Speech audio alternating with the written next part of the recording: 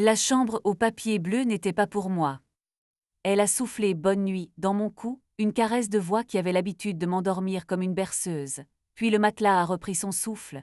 La fenêtre entr'ouverte ramenait une odeur que je ne connaissais pas, du santal clair, un peu de poivre, quelque chose de tiède et de neuf qui ne venait ni de nos draps ni de mon atelier. J'ai passé la main sur le bord froid du lit. Le tissu gardait un secret. Je m'appelle Manon, je fabrique des mots pour les autres. Ghostwriter dit-on avec élégance, j'écris des lettres d'amour pour des timides, des discours pour des patrons, des vœux pour des couples qui ne trouvent plus la phrase. Chez moi, on empile des carnets et des rubans, on boit le café au bol, on écoute des voix qui ne sont pas les nôtres. J'ai aimé Théo comme on aime une saison qui revient toujours, sa manière de rire avant la chute d'une pluie, ses doigts tachés d'encre quand il corrige ses plans d'architecte, sa façon de m'attraper par la taille entre les vies. Le vernis a craqué sans bruit. Un soir, il est rentré plus tard, l'air trempé de ville, et il portait sur la peau une odeur qui n'était pas la mienne. J'ai voulu y voir la salle de sport, un ascenseur trop peuplé, un vestiaire bavard, puis j'ai ouvert ma boîte mail. Parmi les retours de correction et les factures, un message avait glissé là par erreur, même chambre, même rideau bleu, le code n'a pas changé, la signature n'était qu'une initiale, posée comme une miette sur la nappe. Une initiale qui se referme comme une serrure. Je n'ai pas crié. J'ai fait ce que je sais faire, j'ai pris un stylo, j'ai noté des preuves. Un reçu oublié au fond d'une poche, une playlist apparue sur le téléphone qu'il n'avait jamais partagé, un bracelet fin dans la salle de bain avec une micro-rayure où la lumière s'accroche. J'ai écouté la ville à travers notre fenêtre comme si elle allait témoigner. J'ai attendu. Le lendemain, il a posé ses clés dans la coupe près de la porte, a enfilé un t-shirt trop neuf pour un soir ordinaire et a dit, la bouche déjà ailleurs, je file retrouver l'équipe, on boucle un chantier, j'ai souri. J'ai répondu amuse-toi, cette phrase qui sert à ne pas s'effondrer. Et quand la serrure a claqué, j'ai pris mon manteau, j'ai noué mes cheveux, j'ai suivi la trace du santal.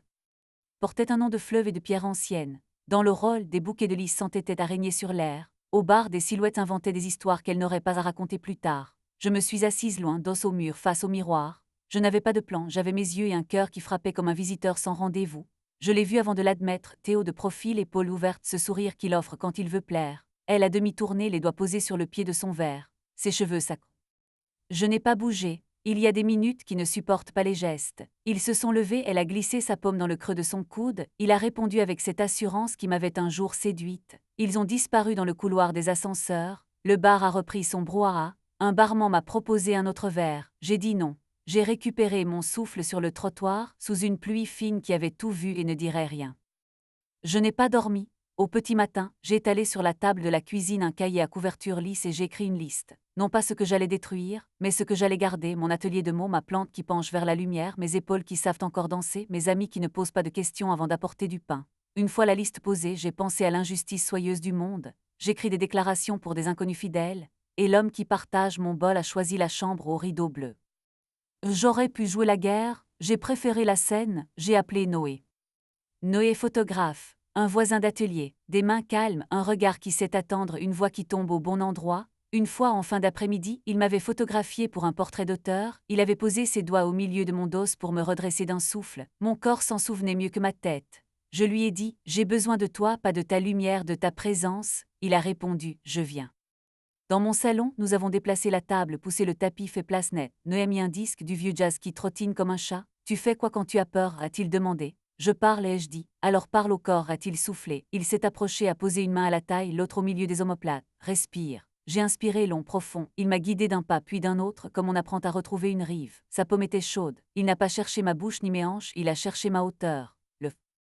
Le soir venu, Théo a envoyé un message bref. Réunion qui s'éternise, ne m'attend pas. Je lui ai répondu d'accord. Puis j'ai enfilé un manteau, j'ai pris mon carnet, je suis retourné à l'hôtel. Le rôle m'a reconnu. Au bar, même barman, même lumière assourdie, même bouquet de lys qui dominait la pièce. L'ascenseur m'a avalé, le couloir m'a machiné, la moquette a noyé mes pas. Devant la chambre au papier bleu, la porte était entrebâillée, comme si l'air lui-même n'osait pas trahir. Je n'ai pas frappé, j'ai regardé. Dans la glace du couloir, un reflet me renvoyait vers eux, elle assise au bord du lit, la robe à demi défaite, le dos qui ondulait quand il posait ses lèvres près de l'épaule, lui penché la main sur sa taille, l'autre dans ses cheveux.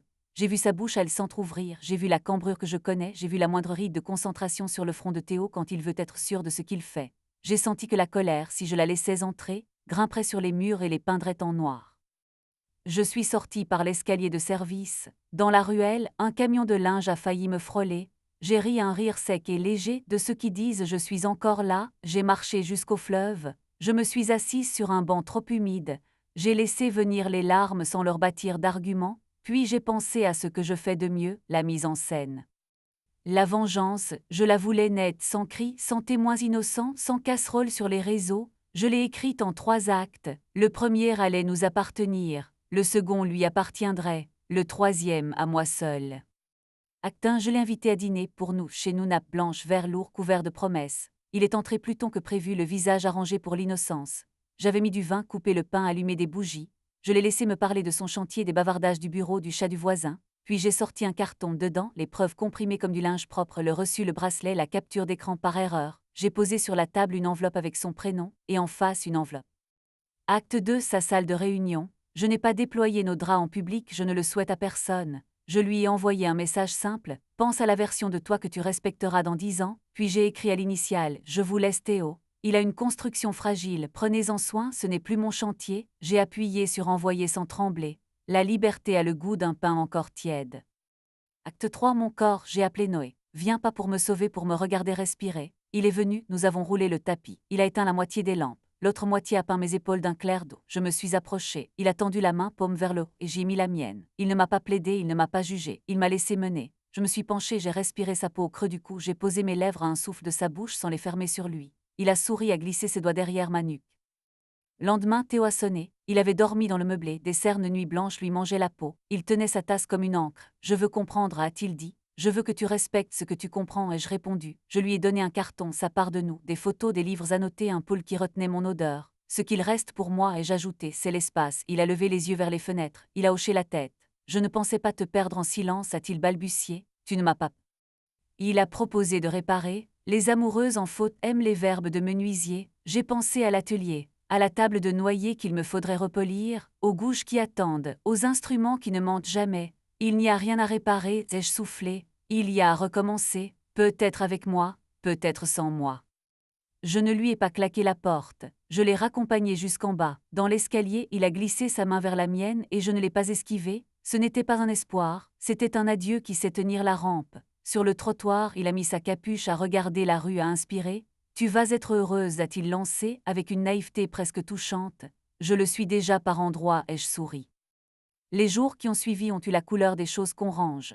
J'ai trié, j'ai donné, j'ai aéré. J'ai invité mes amis au milieu d'un après-midi sans raison, ils ont apporté des tartes et de l'ail confit, on a ri sans prévenir. J'ai repris des commandes, écrit pour des inconnus des phrases qui les émeuvent à leur table quand la lumière devient orangée. J'ai parfois senti remonter l'odeur de santal par bouffée, je l'ai laissé sortir par la fenêtre. J'ai dormi en travers du lit juste pour essayer. J'ai préparé du café trop fort, juste pour... J'ai vu Noé souvent, pas chaque soir. Une main sur une hanche pour traverser la rue, une joue contre une joue sans besoin de théâtre. Il m'a photographié en souriant, le jour où j'ai accroché à l'atelier une enseigne neuve, Manon, texte et autres merveilles. Dans l'objectif, j'ai vu non pas une femme qu'on a trompée, mais une femme qui s'est choisie. Théo m'écrit parfois de manière polie sur les choses qui comptent encore, les impôts, le chauffage, le chat de la voisine qui s'est installé sur son rebord de fenêtre. Parfois il ajoute « Comment vas-tu ?» Je réponds en 3 mots « Je vais bien ». Ce n'est pas une revanche, c'est un constat. Une fois il m'a envoyé un long message tardif, celui que les fautifs composent quand la solitude les prend par la gorge. Il y avait dedans des souvenirs, des promesses, des regrets, j'ai lu jusqu'au bout. Puis j'ai posé mon téléphone, j'ai rejoint. Je ne vous demanderai pas de juger, je vous demanderai autre chose. Quand l'odeur d'un autre monde entre chez vous par la fenêtre, que faites-vous de vos mains? Les fermez-vous pour serrer ou les ouvrez-vous pour tenir? Est-ce qu'on peut se venger sans se salir, se sauver sans effacer, aimer encore sans redevenir aveugle? Ce soir j'ai ma réponse, je pose mes doigts sur ma propre nuque, je respire, j'avance. Et s'il vent porte parfois un parfum de santal qui n'est pas le mien, je lui réponds par le mien, peau tiède, encre, café. Le reste appartient.